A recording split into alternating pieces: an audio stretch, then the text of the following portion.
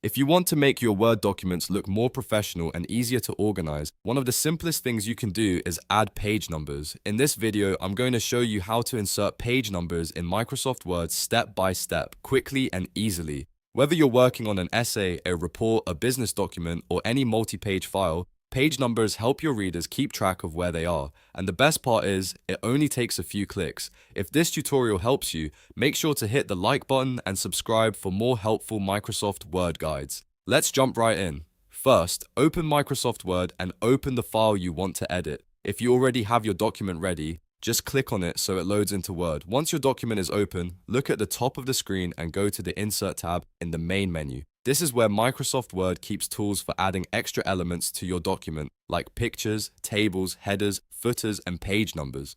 After you click Insert, look for the page number option. Depending on your version of Word, it may be in the header and footer section of the toolbar. Click page number and Word will show you a menu with different placement options. You can usually choose to add page numbers at the top of the page, the bottom of the page, or in the page margins. This gives you flexibility depending on the style of your document. For example, if you want a clean academic look, the bottom of the page is often the most common choice. If you want the page number to stand out more, the top area may work better. Once you choose the position you want, Word will automatically insert page numbers throughout your document. You do not need to type them in manually one by one, which saves a lot of time. If your document has multiple pages, the numbering will continue across all of them in order. After inserting the page numbers, take a moment to scroll through a few pages and make sure they appear where you want them. If needed, you can always go back and change the position or formatting. In many versions of Word, you can also click page number again to access formatting options, such as starting at a specific number or changing the numbering style. That can be useful if you are working on a report, booklet, or document that does not start on page 1.